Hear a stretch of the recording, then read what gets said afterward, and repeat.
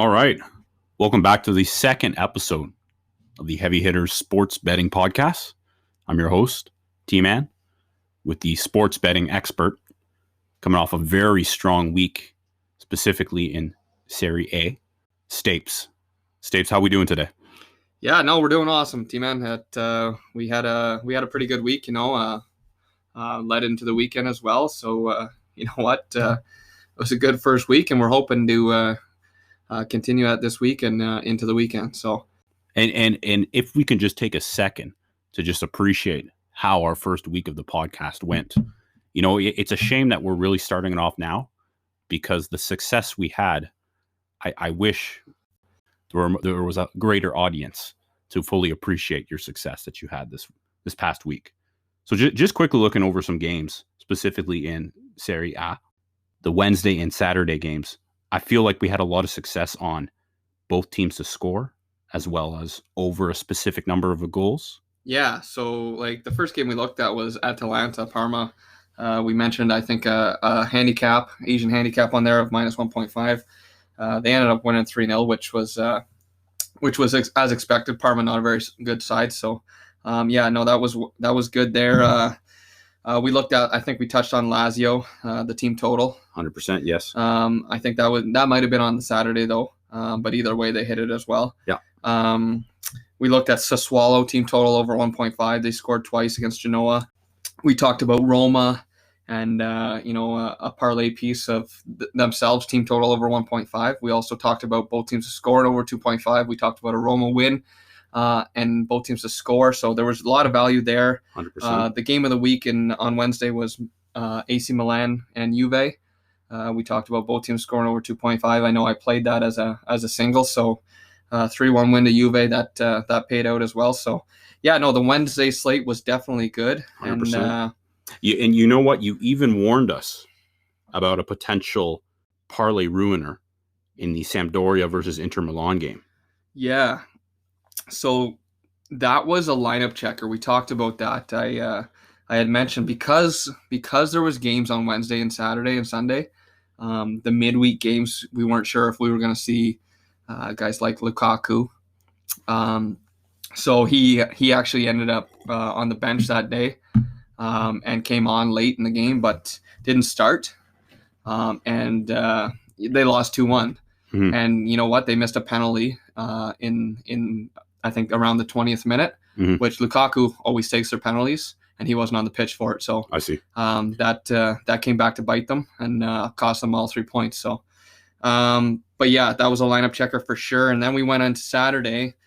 We talked about, I believe, Genoa Bologna, which we said both teams to score, but Bologna was held off the score sheet. So that was our first wrong play, I guess you could say, of the week. But, I believe so, yeah. You know what? I would still play that, make that play any other day. I think it was just Bologna is a little more rough on the road than they are at home. Mm-hmm. If this was roles reversed, I think we would have seen a Bologna win. But then we touched on Milan. I thought it could be a trap with Milan being out with a lot of players.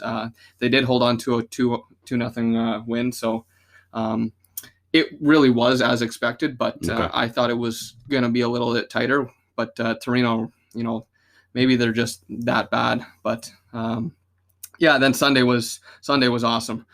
We started off with Roma, Inter, both teams score over 2.5. Played that 2-2 draw. It was awesome. Yep.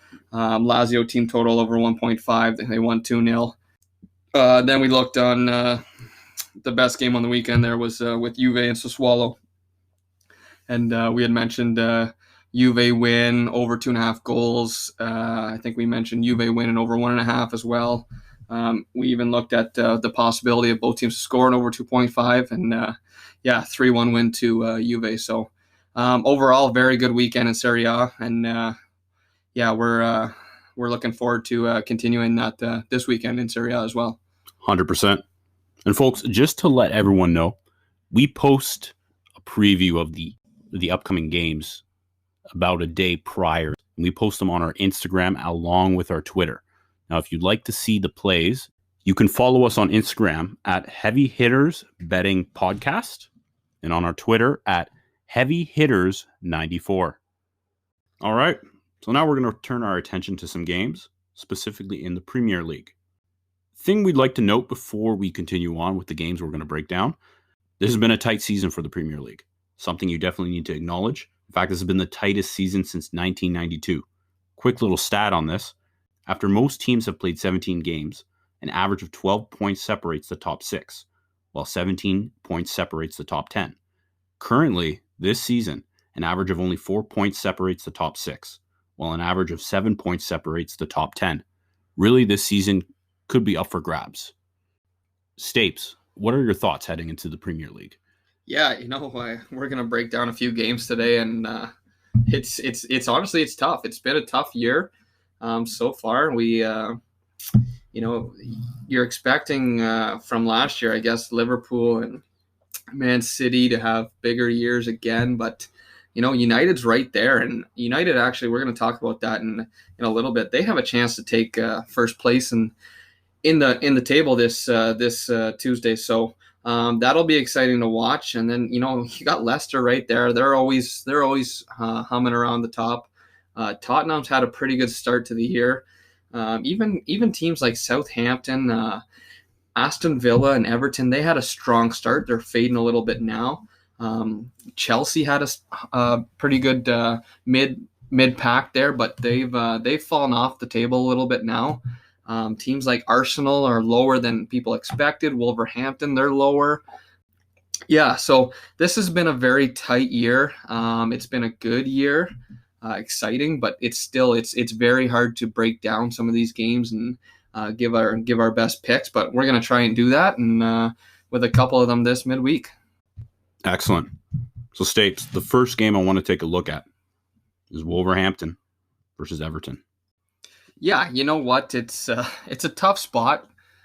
This game. Wolves are a great home team. They're a great home side.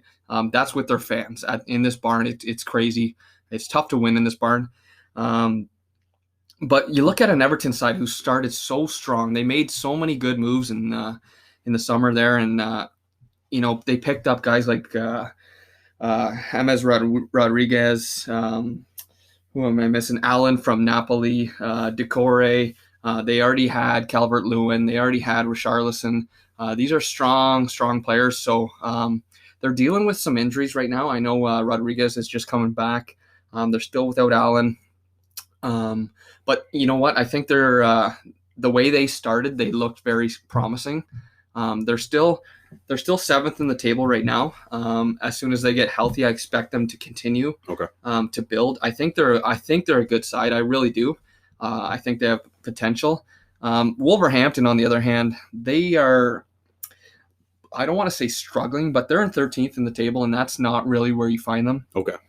They're usually a top 8, top kind of 6, looking for a Europe spot. They are dealing with their best striker being out right now, Raul Jimenez. So until he gets back, I would maybe lay off Wolves at home. But Wolves to me have played better than I thought of late, even with what their results have shown. I can really see both teams getting on the board here. This is Wolves are a team that like to play it tight, and they're usually known for their low scoring games, but I can really see Everton's not that strong on the back end, and I can really see Wolves at home getting on the board. And honestly, if Everton's if Calvert-Lewin's going and James Rodriguez is playing to the top of his abilities, I think there's no reason Everton can't get on the board here. So if I'm looking at something here, I would definitely look at both teams to score. I think there's probably going to be a little bit of value there. But yeah, I think this is a good game for both. Both need points here, so look for this one to be a doozy. Excellent. So a potential both teams to score. I like it. All right, so the next game we're going to discuss is the 16th place Burnley will be taking on second place Manchester United. Now, Burnley had a bit of a tough start to the season, but you know what? They've made quite an effort in the past few games in turning it around. In their last 6 games, they've recorded 3 wins, 2 draws, and 1 loss. Their most recent game in the Premier League was, in fact, a 1-0 victory over Sheffield United. Now, on the other hand, Manchester United has not tasted defeat in the Premier League in the past 10 games. What can we expect here, Stapes? Yeah, you know what? This is pretty hilarious, this game. I'm going to break down Manchester United's Premier League away games for you. Okay? They've won 3-2. They've won 4-1, 3-1, 3-2, 3-1, 3-2, and drew 2-2. Okay? So both teams to score, and over 2.5 has hit in every single away game Manchester United has played this year. Wow. Okay? And they're high scoring. Yep. Very high scoring. Burnley is not a high scoring team. Yep. However, like you said, their last 4 Premier League games, 1-0 win against Crystal Palace, 1-1 draw against Everton, 2-1 win against Wolves, 1-0 win against Sheffield United. I get these are not the strongest teams in the league, but still they are playing better than they were at the start of the year. 100%. They were horrendous at the start of the year. Yeah. They were brutal. It looked like they were going down for sure. So I think this is a Manchester United win. I really do. Okay. Manchester United has the chance to take the top of the table here, take over Liverpool, which I mean they're going to know that coming into this game. There's not much value in a Manchester United win. Would I throw it in a parlay piece? Probably, yeah. But I think if you look at something like a Manchester United win and over 1.5 goals in the game, okay, that puts a little bit more value. I don't want to promise a Burnley goal. That's why I wouldn't say both teams to score in over 2.5. Okay. Maybe look for a 2-0 win to Manchester United, or if you're hoping for a Burnley goal, you can throw at that. I'm sure that's crazy odds. With the Manchester United win and both teams to score, or both teams scoring over 2.5. But that's I think more of a riskier play. I think you want to stick with the Manchester United and over 1.5. I would normally say in a game against Burnley, play the Manchester United win and under 4.5 to get more value. But honestly, with Manchester United's form on the road, with all these 3-2s and 4-1s and 3-1s, I just it would scare me a little bit. We could potentially expect a high scoring effect. Yeah, and that's the thing though. Burnley's not a high scoring team, but Manchester United is. So where are we going to meet here? Yeah, I'm not sure, but I really think Manchester United coming to this game knowing that they can take over top spot in the league will be ready and will be eager for that win. Excellent. So for the next game we'd like to discuss, against Brighton, Manchester City sits 5th in the table, while Brighton sits 17th. Manchester City is unbeaten in the last 12 games. Brighton, on the other hand, has not won a match in 8 games. In the last 6 games, they've drawn 4 and lost 2. Stapes, are we overcomplicating things? Is this just as straight up as a Manchester City win? Like probably should definitely be a Man City win, but there's no value there. I think you're valued out like 1.18 or something in the odds. So if you're gonna bet this game, you got to look at other pieces. But like, I wanted to touch on this game because I was a big fan of Brighton early. Okay. I really was. I was really trying to find something in Brighton. They looked good at the start of the year. It just they couldn't put together wins. They give up goals, and that's the thing. They were scoring too, which was exciting. I was excited for Brighton. They looked half decent at the start of the year, but I don't know. It's a tough spot because I want to say Brighton is half decent, and then they'll throw out 2-2, 0-0, 3-0 losses to Leicester. Like it's 1-0 losses to Arsenal at home. It's just it's hard to back them when they keep proving me wrong here. So this is a City win. It's got to be. City's in 5th, like you said. They do have 2 games in hand on some teams, so they're looking to make these count with these wins here. So, but again, Brighton is no dud. I would say Brighton is better than some of these teams in 11th, 12th, 13th, and they're sitting in 17th. So, City has had a lot of people out with COVID problems. Okay. They still are Man City. They still have a lethal attack, like absolute lethal. But you got to be careful if Brighton get on the board early first. Man City will be trying to press, and that could leave the back end open. So it is a Man City win. Will I play it? Probably not, because you got to look for different values, and maybe a Man City win in over 2.5, or a Man City halftime, full time kind of thing, or Okay. Even if you're risky, Man City win to 0. But again, that's risking it with a Brighton side who I think can score.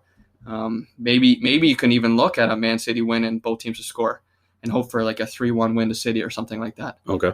But if City want to compete for the title here, this has to be a City win, and they have to do it with a little bit of extra force here on Wednesday. Excellent. So I think the final game we want to touch on in the Premier League is Tottenham against Fulham. Now, a little bit of backstory on this game. Tottenham was initially scheduled to play Aston Villa. However, COVID has run rampant through their roster. They put in a request with the league to have their match against Tottenham postponed. The league accepted the request, and they went to Fulham to ask to step in. Now, Fulham is currently on a run of 5 consecutive draws. Tottenham, on the other hand, is riding a nice 3-game winning streak. What can we expect here? Could we potentially get a 6th draw for Fulham? If there is a draw, then it's shame on Tottenham. This should be a Tottenham win. Okay. It should. Realistically, Tottenham has had pretty good success at home this year. They've had 2-0 win over City, 2-0 win over Arsenal, pretty commanding win over Leeds there, 3-0. I think you got to look at a Tottenham play here. But again, like you said, Fulham started off brutal. It looked like they were going to be one of the worst sides the Premier League has ever seen. Honest to God, they were brutal. They found their game a little bit recently. And now sit with 11 points in only 15 games. West Brom and Sheffield United are right at the bottom of the table. So, they're looking to try and get out of relegation here. They're in that third, or I guess that first spot, of relegation. So they're looking to get out of that. And I mean, another draw would be huge success for Fulham if they go into Wembley Stadium and draw with Tottenham. I think that would be success for Fulham. Obviously, if that happens, then Tottenham will be disappointed. Again, Tottenham's in 4th with a game in hand. A win here would bring them to 32 points, one back of Liverpool, and depending on what United do, we can see after that. I think that would tie them with Leicester as well. So Tottenham, this is a must win for Tottenham as well, like we just talked about with City. These games against these lower tier clubs like Fulham and like Brighton, they need to win. If they want to compete for the title this year, if they want a spot in Champions League next year, these are games they need to win. When you look at like teams playing, like say Tottenham against Man City, those are tougher games, right? Tottenham has to beat Fulham. Man City has to beat Brighton. So the Spurs in this game, I think you got to look for a Spurs win.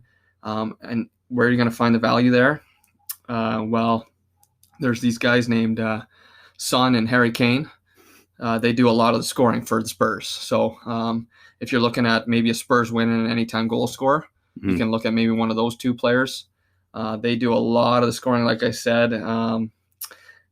Tottenham is not a very, this is a Fulham side who's only scored 13 goals, but they haven't given up that many, 23, compared to some teams who have given up 33, 39, 29, 28. So this to me screams if Fulham do get on the board, maybe a 2-1 win for Tottenham. But I can see a 2-0, 1-0 even. I don't see this being a high scoring affair. So if you can look at maybe a Tottenham win and under 4.5, under 3.5 maybe, for a little bit more value. Like I said, on the goal scoring, check that. See where Harry Kane is, see where Son is. This is a solid side in Tottenham, and I think they should definitely get the win here. Well, it is a must win, so like I said, if anything else other than a win, then Tottenham should be disappointed. Excellent. Perfect. So we discussed what we wanted to discuss in the Premier League. We're going to pivot specifically to La Liga. We've got one game we'd like to cover in that.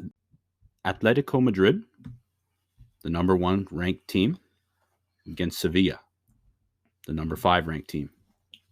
Now, Atletico Madrid was set to take on Athletic Club, last Saturday, but the game was postponed due to poor weather. Sevilla won their game last Saturday against the Real Sociedad in a 3-2 win. Stapes, what are we thinking heading into this game? Yeah, no, this is I highlighted this one because this is an exciting game to me. I don't really get excited about La Liga that often, but when you have teams like Atletico Madrid and Real Madrid, Barcelona, Sevilla, Real Sociedad, teams like that, and they're playing each other, that's exciting. It caught my eye when I was going over this game. The last few games here, I want to say, well, let's see here. In all competitions, we're talking about, I think, 8 games. They've all seen both teams to score. Okay. So that includes La Liga, and that includes the Copa del Rey Cup games. But we've seen both teams score. And these are teams that are not very high scoring. Like I said last week on the podcast, Atletico Madrid have given up 6 goals in 15 games. Yep. They don't concede very often. And where they don't concede is at home. Mm-hmm. And they're at home this week. So this is a good spot for Madrid having a break too on Saturday. Yeah. With that game being postponed with all that snow in Madrid. So, but this Sevilla side is no dud either. They're a good squad. They're in 5th spot in the table. Like you said, with a big win on the weekend last weekend against Real Sociedad. So, yeah, that was an exciting game too. I think we highlighted that one as well on the potential of both teams to score, and it ended up being 3-2. So, can I see both teams scoring again? Yeah, for sure. I know Madrid's going to keep it tight again and try and win like they usually do at home, 1-0, 2-0 kind of game. But, if Sevilla strikes early or Atletico strikes early and Sevilla attacks and gets on the board, then you're looking at a little bit more of an exciting game. So if you're looking for value here, you can look at an Atletico Madrid straight up. I think you're valued at 1.9 or even 2.0 odds there. So that's pretty good value on a win, especially coming off a break. If Madrid had played again on the weekend, I would have said, maybe take double chance in a parlay or something like that. But because they had a couple extra days off, and Sevilla has to travel to Madrid now after playing against Real Sociedad, then this is a good spot for Madrid. But again, Sevilla, I still think they can score. I like the Sevilla side. I always have. They're Europa League winners last year. So, this is a good game. I'm not sure if I'm going to play yet. It'll be probably a lineup checker again and a game time decision. But Atletico Madrid is a solid team. 29 goals for, 6 goals against. Top of the table right now. They're 1 point ahead of Real Madrid with 3 games in hand. So they're looking pretty good right now. Where they are right now on the table, I think this is a focus for them this year to win La Liga. Okay. It's always been Barcelona or Real Madrid back and forth. So if there was ever a chance for Atletico Madrid to win La Liga, I think that would be huge. So this is a good spot for them. This will be a good game. I can't wait to tune into this one. All right. So we've covered everything we'd like to discuss specifically related to soccer. Now, in case you didn't know, we're both Canadians hosting this podcast. And as Canadians, it would be sacrilegious to not speak about the NHL that will be starting this week. Stapes, just give me a breakdown, an overview of what to expect this year. Yeah, no, this is it's exciting but scary times at the same time here. We're getting kicked off here with the NHL, and you see what's happened with the NBA and MLB and even the NFL with all these COVID outbreaks throughout the year. Obviously, this isn't the bubble anymore like the NHL had last year. Mm-hmm. So we should expect things like that. And I think that's what we wanted to touch on as in why we won't break down hockey all the time. We can expect things like this. There's games every night. So we don't want to make conclusions on a Tuesday on what's going to happen on a Saturday. For example, Austin Matthews could be out of the lineup with a broken wrist come Thursday night. We don't know what to expect. So we're going to touch on the NHL season here with it beginning on Wednesday. We'll break down a game, talk about some of the new divisions, and just have a little bit of fun with the NHL and it getting going here. So so we're looking at divisions here. We have that all Canadian conference, our division, I guess, the North, with consisting of all 7 Canadian teams. Mm-hmm. That'll be fun and exciting, especially us being Canadian, knowing Montreal, Toronto, and Ottawa very well. And then you got the Western teams in Calgary, Vancouver, Edmonton, and Winnipeg. So that'll be exciting. Looking out at in the East Division, you got the Rangers, the Bruins, the Flyers, Pittsburgh, Washington, the Islanders. So these are all strong teams. And then you throw in Buffalo and New Jersey. That's going to be a very competitive division. I can see it already. You look at the Central. You got teams like Tampa, Nashville, Columbus, Carolina, teams like Chicago, Dallas, Detroit, Florida. These new divisions, it's all different, right? So some of these teams are going to play more teams that they haven't played a lot of before, mixing with East and Western teams. So that should be interesting to watch out for. And then you got the classic Western division with teams like Vegas, the Kings, the Sharks, Anaheim, Arizona. Then you got a couple old Central teams in there like St. Louis, Minnesota, Colorado. So this season should be interesting, to say the least. This 56 game schedule, or whatever it may be, but it'll be day in, day out. We'll take a look at the scores, and we'll watch for COVID or for injuries or things like that. But I think we wanted to touch on one game here that we start on Wednesday. Definitely, and you know what, this is what a game to start with. We have Toronto taking on Montreal. Yeah, so this is a classic Leafs-Habs opening night. You know what? Leafs are going to be the favorite here, and this kind of scares me. I'm not going to lie, I'm a pretty biased Leaf fan here, but you know what? That's the one thing, if you're betting, you can't bet with your heart. You got to bet with your head. So last year I was betting against the Leafs in the playoffs when they were playing Columbus, because you know what? Columbus was just a better team. That's just it. So you know what? And I hate to say this too, but Montreal is going to have some pretty good value on Wednesday night. So you got to look at that. I'm expecting Montreal to be around 2.35, 2.25 in that area, maybe even up to 2.5. So you got to look at their money line as a potential threat. Montreal made some pretty good moves in the offseason, acquiring guys like Josh Anderson, Tyler Toffoli, Joel Edmondson. They got Jake Allen behind Price this year. So, they were with what they did last year against Pittsburgh to move on. I think there's potential in that Montreal side, and you know what, Montreal has always played Toronto pretty well. So, if I'm looking at a bet there, I might look into Montreal, maybe an in play bet, see how things start, see if Montreal looks good out of the gates. But yeah, there's definitely going to be value in Montreal, so keep that in mind. The Leafs now, I mean, they had to do some things with their salary cap and whatnot. They obviously lost Tyson Barrie, Cody Ceci, Andreas Janssen, Kasperi Kapanen, Kyle Clifford, guys like that. But they did add some pretty good players too, and TJ Brody and Wayne Simmons should be versatile, good, bottom 9 player. Jimmy Vesey's got a chance. Zach Bogosian on the back end. Jumbo Joe Thornton. He's on a line with Matthews and Marner right now. So hopefully he can have a good start to his Leaf career here. But yeah, this will be a classic.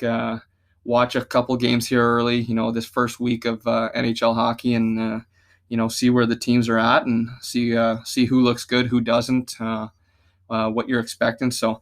Yeah, no, when you're sitting down on Wednesday night, ready to crack a beer and watch the Leafs and Habs play, I think you gotta take it in, watch a few minutes of it and see how everything's playing out. But I'm not gonna lie here, I do see value in the Montreal Canadiens. Unfortunately, hate to say it, but it is goddamn true.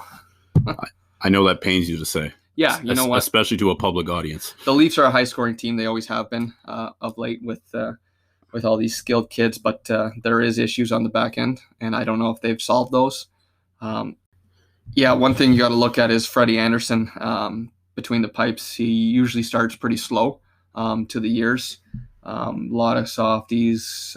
He's been known for that for the last couple of years at the start of the season. So take a look at him, see if he looks ready, see how he takes that first shot on net. The Leafs I think will score goals. It's just a matter of keeping them out of the back of the net. So let's hope for that from a Leaf fan standpoint. But as a betting standpoint, I think you're definitely going to see value in Montreal. But like I said, maybe wait and see how the first couple games of the year go. All right. So that wraps up our second episode of the Heavy Hitters Betting Podcast. Shit, T-Man. This was a much shorter episode, you might be thinking. Yeah, so going forward, we're going to release 2 episodes per week. We realized after recording the first episode that it was a tad long. Yeah, fuck it. It was the pilot. The pilots are always fucking long. You know what? We were working out some kinks, we'll put it that way. That's right. Going forward, what's going to happen is that we're going to release a podcast episode early on in the week, usually covering some games that are happening from Tuesday, probably all the way up to Thursday, depending on what we're covering. Yeah, exactly. We'll look at midweek games and we'll cover those, and then we'll break down the weekend games on like a Thursday slate or something. Exactly. So yeah, you can expect a second podcast coming out specifically this Thursday and Thursdays going forward, where we'll cover the weekend games. In fact, this upcoming Thursday, holy shit, dude, we got a big one for you. Yeah, we got a hell of a card here. You know what? Take it away what we're covering in soccer. So we have the Premier League again after a midweek bout. They're back at it on the weekend. Jesus. We got the Bundesliga again.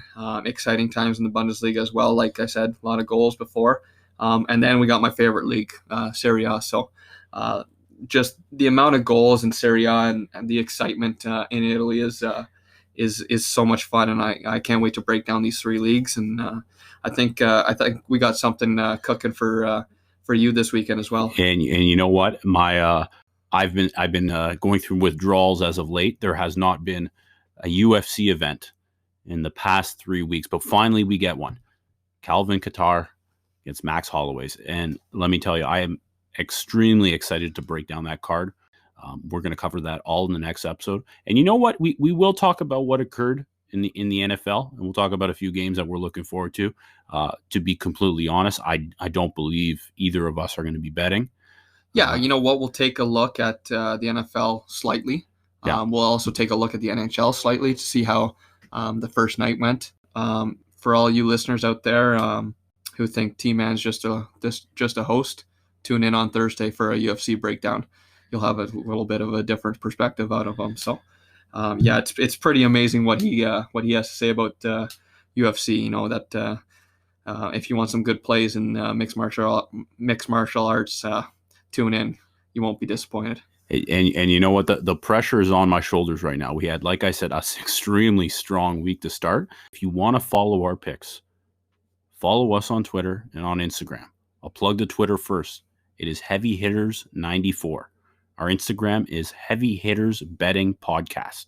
We'll throw up last minute plays, our thoughts on games, along with snippets of breakdowns of games. Yeah, and even on Twitter, like that's where we'll throw in some live plays if I'm watching different games that I never mentioned before, or we gave different breakdowns of. Be ready on Twitter. I'll throw out some live plays, some live bets. I know we were talking about one last week on Saturday. We were looking at a team to win late in the game, and they ended up doing it. So we talked about maybe throwing in some live plays on Twitter, and I think that's a good idea. I think we'll start doing that. So yeah, pay attention to Twitter, Heavy Hitters 94. We'll definitely be throwing in live plays for sure. 100%. All right. So that's it for the second episode. Remember to tune in this Thursday for the third episode where we cover the weekend games. Stapes, as per usual, it was a pleasure. T-Man, awesome. We'll do it again on Thursday. Boom.